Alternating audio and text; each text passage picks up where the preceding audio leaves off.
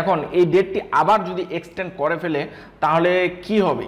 এই ডেটটি যদি আবার এক্সটেন্ড করে ডেটটি যদি আবার বাড়িয়ে দেয় তাহলে ক্ষতিগ্রস্ত হবে কিন্তু 17তম নিবন্ধনধারীরা।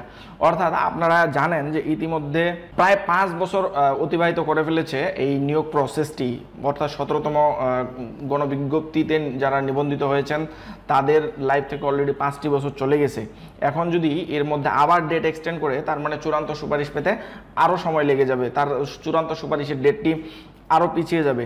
প্রথম আলোর সাংবাদিক যখন এনটিআরসির সচিব ওবায়দুর রহমানকে জিজ্ঞাসা করলো যে আপনারা চূড়ান্ত সুপারিশ কবে দেওয়ার পরিকল্পনা করতেছেন, এই ওবায়দুর রহমান তখন বলল যে আমরা তো পরিকল্পনাটা করছিলাম জুলাই মাসের শেষ সপ্তাহে চূড়ান্ত সুপারিশ আমরা করব, কিন্তু এই বৈরী আবহাওয়ার কারণে আমরা জুলাই মাসে ডেট এক্সটেন্ড করার কারণে আমরা জুলাই মাসে সুপারিশ করতে পারিনি।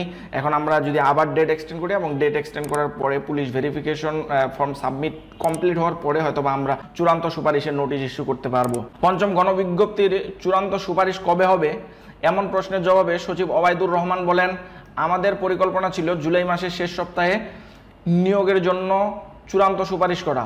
যেহেতু ভিরোল ফর্ম পূরণ করা সম্ভব হয়নি তাই এখন এ মাসে সুপারিশ করা সম্ভব হচ্ছে না। ভিরোল ফর্ম পূরণ শেষ হওয়ার পরে আমরা চূড়ান্ত সুপারিশ করব। আমার একটি ধারণা হচ্ছে যে ম্যাক্সিমাম মানুষ ইতিমধ্যে ভিরোল ফর্ম সাবমিট করে ফেলেছে। আপনারা হয়তো 500-700 মানুষ আছেন যারা এখন পর্যন্ত ভিরোল সাবমিট করেননি। এই আপনাদের 500-700 মানুষের জন্য এতগুলো মানুষের ক্ষতি হয়ে যাক বা এতগুলো মানুষের নিয়োগ প্রক্রিয়াটা প্রসেসটা আর একটু ধীরগতি হোক, আপনারা কি সেটা কোনোভাবে চান? আমি জানি যে আপনারা এটা কোনোভাবেই চান না। আপনারা যদি এটা কোনোভাবে না চান তাহলে যেভাবে পারেন যেখান থেকে পারেন ভিরোল ফর্ম দ্রুত সাবমিট করে ফেলুন, এবং যদি এখনও কেউ কাগজপত্র জমা না দিয়ে থাকেন তাহলে আপনারা দ্রুত সময়ের মধ্যে কাগজপত্র জমা দিয়ে দিন।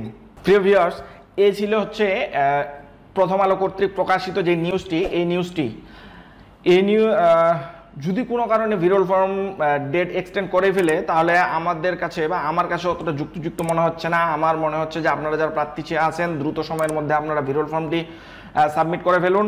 এনটিআরসি কর্তৃপক্ষ যখন দেখবে যে আপনারা ভিরোল ফর্মটি সাবমিট করে ফেলছেন তখন তারা আর ডেটটি এক্সটেন্ড করবে না। হ্যাঁ প্রিয় ভিউয়ার, আশা করি আপনাদের একটি নিউজ দেওয়ার চেষ্টা করেছি এবং কিছু পরামর্শ দেওয়ার চেষ্টা করেছি।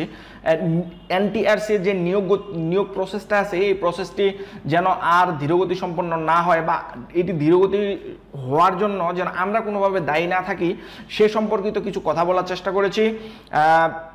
আশা করি ভিডিওটি আপনাদের কাছে ভালো লেগেছে। ভিডিওটি যদি ভালো লাগে তাহলে ভিডিওটি শেয়ার করে অন্য বন্ধুদের মাঝে পৌঁছে দিন। ফেসবুক পেজটি ফলো দিয়ে রাখুন এবং আমার ইউটিউব চ্যানেলটি সাবস্ক্রাইব করে রাখুন।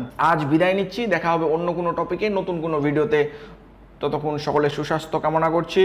সকলে ভালো থাকুন, সুস্থ থাকুন। আল্লাহ হাফেজ। আসসালামু আলাইকুম ওয়া রাহমাতুল্লাহ।